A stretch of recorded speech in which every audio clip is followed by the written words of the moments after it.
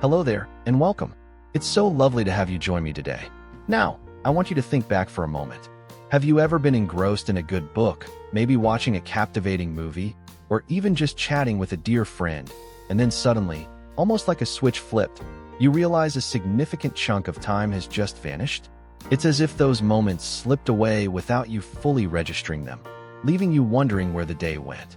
Or perhaps you found yourself blinking, and the world around you seems to have subtly shifted, a detail you hadn't quite noticed before now suddenly apparent. These aren't just fleeting moments of distraction or simply getting lost in thought. What if I told you that your brain has a fascinating, almost unbelievable quirk? A built-in mechanism that essentially blinds you to certain aspects of your surroundings for a significant portion of your day, roughly 2 whole hours, in fact. It sounds a bit outlandish, doesn't it? Like something out of a science fiction movie. But trust me, this is a real phenomenon, a peculiar aspect of how our amazing brains process the world around us, and it's something most of us never even realize is happening. Now, you might be thinking, blinded for 2 hours? That sounds serious. Why haven't I noticed this? And that's precisely the point. This isn't about a physical impairment of your vision, but rather a clever trick your brain plays to help you navigate the complexities of everyday life. As we get a little older, understanding how our minds work becomes even more important. It helps us appreciate the subtle changes we might experience and empowers us to stay sharp and engage with the world around us. That's why I wanted to share this with you today. It's not about worrying you, but about opening your eyes to a hidden aspect of your own perception. In this video, we're going to delve into this strange flaw in human perception. We'll explore why this blindness occurs, what it actually entails, and perhaps most importantly, what it means for our daily lives. We'll uncover the fascinating reasons behind this 2-hour perceptual gap and shed light on why you've likely never consciously noticed it. It's all about understanding the incredible, and sometimes quirky, ways our brains keep us functioning. So, settle in, perhaps grab a cup of your favorite tea, and let's embark on this intriguing journey together. We're going to explore the inner workings of our minds in a way that's easy to understand and, I hope, utterly fascinating.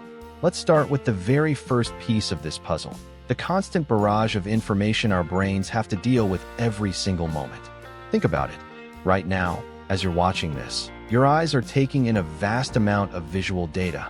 The colors on the screen, the shapes of the objects around you, the subtle movements in your peripheral vision. Your ears are likely picking up sounds, maybe the hum of the refrigerator, the chirping of birds outside, or even just the sound of silence. Your skin is registering sensations, the feel of your clothes, the temperature of the air. And that's just the external information. Inside, your brain is also monitoring your body, your heartbeat, your breathing, your posture. It's an absolute deluge of sensory input, constantly streaming into your brain. If your conscious mind had to process every single bit of this information in detail, you'd be completely overwhelmed. It would be like trying to drink from a fire hose. That's where this fascinating mechanism comes into play. Your brain has developed incredibly efficient ways to filter and prioritize information, focusing on what it deems most important at any given moment. This filtering process is absolutely essential for our survival and our ability to function effectively. Imagine trying to have a conversation if you were consciously aware of every single rustle of leaves outside the window, every tiny shift in the shadows, every slight change in air pressure on your skin. You wouldn't be able to focus on what the other person is saying. So, the first key to understanding this 2-hour blindness lies in recognizing the sheer volume of information our brains are constantly processing and the vital role that filtering plays. It's not about a defect, but rather a highly sophisticated adaptation. Now, let's move on to the second crucial aspect of this phenomenon, the concept of change blindness and inattentional blindness. These are two closely related cognitive biases that demonstrate just how selective our attention can be. Have you ever been watching a movie and noticed a mistake later on? Perhaps an object suddenly appearing or disappearing between scenes, or a character's clothing changing color. This is a real-world example of change blindness. Our brains are not designed to meticulously record every single detail of our environment. Instead, they tend to focus on the gist of what's happening, the overall scene, and any significant changes or movements. Subtle alterations often go completely unnoticed. Numerous fascinating experiments have demonstrated this phenomenon. In one classic study, people were shown two slightly different images in quick succession, with a brief blank screen in between. Even when there were quite significant differences between the images, like the addition or removal of a large object, participants often failed to spot the change, especially if their attention wasn't specifically directed towards it. Inattentional blindness is a similar concept, but it focuses on our failure to notice something unexpected when our attention is focused on something else. A famous example is the invisible gorilla experiment. Participants were asked to watch a video of people passing a basketball and count the number of passes made by one of the teams. In the middle of the video, a person in a gorilla suit walks right through the scene, clearly visible for several seconds. Yet, many participants, so focused on counting the passes, completely missed the gorilla. These examples highlight a fundamental truth about our perception. We don't see everything that our eyes take in. Our brains actively select what information to process consciously, and anything that isn't deemed relevant to our current focus can be effectively filtered out, making us blind to its presence or to changes in it. Think about driving a car. You're constantly scanning your surroundings, but your brain is primarily focused on other vehicles, pedestrians, and traffic signals. You might not consciously register the color of every parked car you pass or the specific architectural details of every building. Your brain is prioritizing information that is crucial for safe driving. This selective attention, while incredibly useful in many situations, is also a key component of why we don't notice this daily to our blindness. Our brains are so adept at filtering out what it considers non-essential that we simply aren't aware of the gaps in our conscious perception. It's a seamless process, and our brains cleverly fill in the blanks, creating a seemingly continuous and coherent experience of the world. So, we've established that our brains are constantly filtering a massive amount of information and that our attention is highly selective, leading to phenomena like change blindness and inattentional blindness. Now, let's delve a little deeper into the why behind this roughly 2-hour window of perceptual filtering. What specific mechanisms are at play, and why might this be happening for such a significant portion of our day? That's what we'll explore in the next part of our conversation that I hope you found the first part of our discussion about the fascinating way our brains filter information intriguing. We talked about the sheer volume of sensory input we encounter daily and how our brains act as incredibly efficient gatekeepers, prioritizing what we consciously perceive. We also touched upon the concepts of change blindness and inattentional blindness, illustrating how easily we can miss even significant details when our attention is focused elsewhere. Now, let's delve deeper into the mechanisms behind this phenomenon and try to understand why this blinding effect might occur for a substantial chunk of our day, that intriguing figure of around 2 hours. It's important to remember that this isn't a literal period of complete blindness, but rather a time when our conscious awareness of certain aspects of our surroundings and even our internal states is significantly reduced due to these powerful filtering processes. One of the key players in this daily perceptual filtering is the concept of the brain's default mode network, DMN. This is a network of brain regions that becomes more active when we're not focused on an external task. Think about those times when you're daydreaming, letting your mind wander, or simply not actively engaged in anything in particular. That's your default mode network at work. While it might seem like your brain is idle during these times, it's actually quite active. The DMN is thought to be involved in various internal processes, such as thinking about the past, imagining the future, mind-wandering, and even social cognition. It's like your brain's internal autopilot, running background processes that are important for our overall well-being and understanding of ourselves and the world. Now, here's where it connects to our 2-hour blindness. When the default mode network is highly active, our attention is directed inwards, towards our thoughts and feelings, rather than outwards towards our immediate surroundings. This internal focus can significantly reduce our awareness of external stimuli. We might still be physically present in a room, our eyes might be open, but our conscious attention is largely occupied by our internal mental landscape. Think about a time when you were deeply engrossed in your thoughts, perhaps mulling over a problem or reminiscing about a pleasant memory. You might have been walking down the street, but were you truly noticing the shops you passed, the people around you, the details of your environment? Probably not in great detail. Your internal world had taken center stage, and the external world faded into the background. This isn't to say that we become completely oblivious, but our level of conscious processing of external information is definitely diminished when the DMN is dominant. And for many people, these periods of internal reflection and mind-wandering can accumulate to a significant portion of the day, potentially adding up to that approximate 2-hour window we're talking about. It's a natural ebb and flow of our attention, shifting between the external world and our internal thoughts. Another important factor contributing to this phenomenon is the brain's remarkable ability to habituate to familiar stimuli. Habituation is a process where our brain becomes less responsive to things that are constant and unchanging in our environment. This is incredibly efficient because it prevents us from being constantly overwhelmed by irrelevant information. Imagine the feeling of your clothes against your skin. You're aware of it when you first get dressed, but after a little while, you barely notice it anymore. Your brain has habituated to that constant sensation. The same principle applies to other aspects of our environment. The background hum of appliances, the familiar sounds of our home, even the usual layout of a room.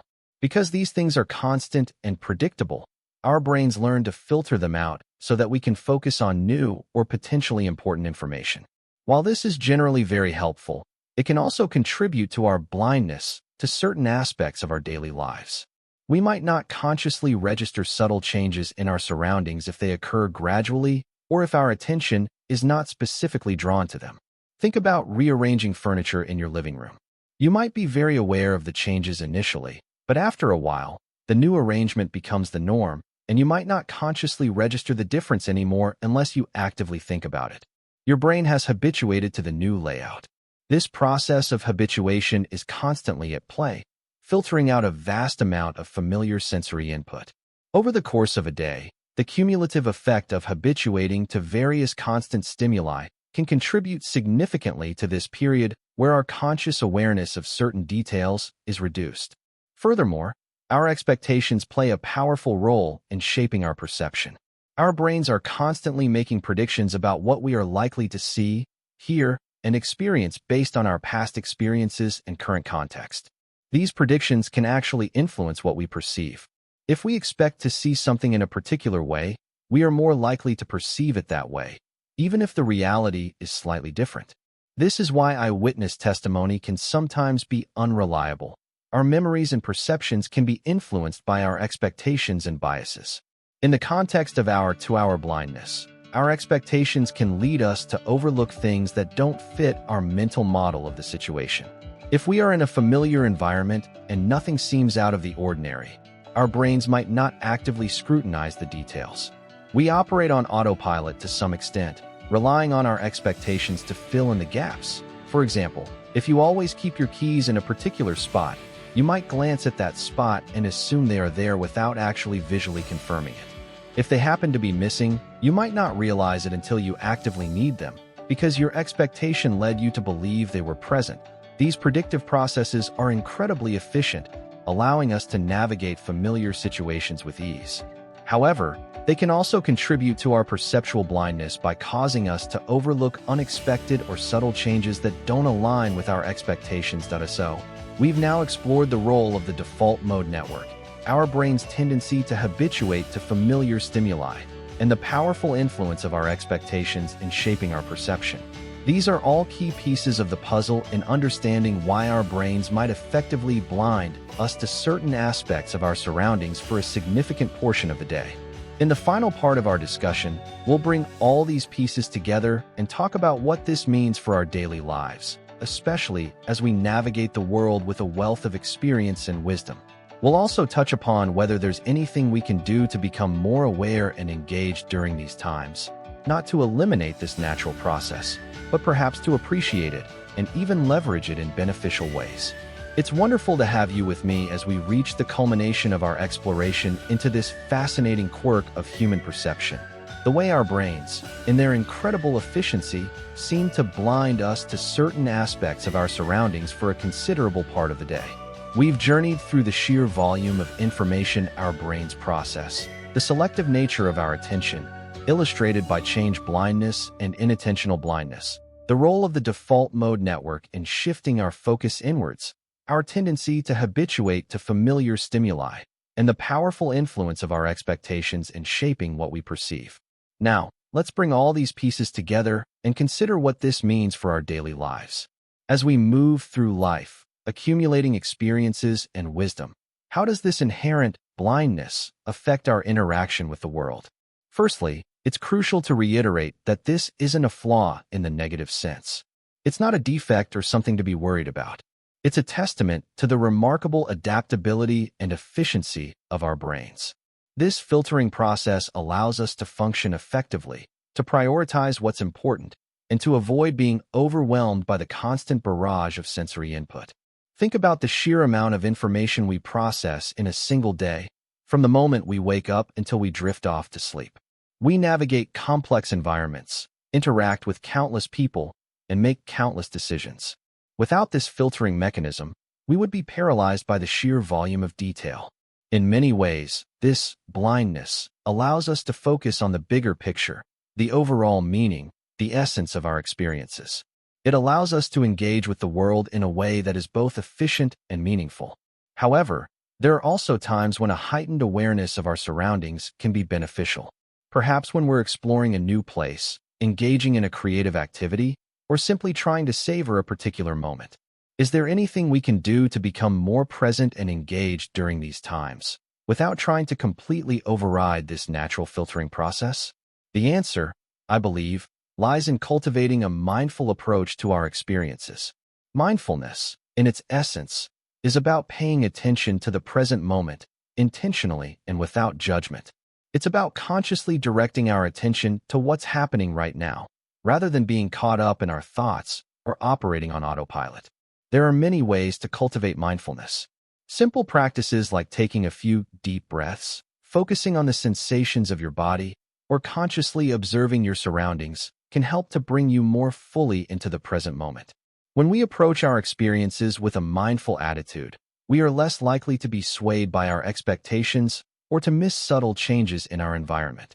We become more aware of the richness and detail of our surroundings, and we are better able to appreciate the nuances of each moment. This isn't about trying to eliminate the brain's natural filtering process. It's about learning to work with it, to appreciate its efficiency, while also cultivating a greater sense of presence and awareness when we choose to.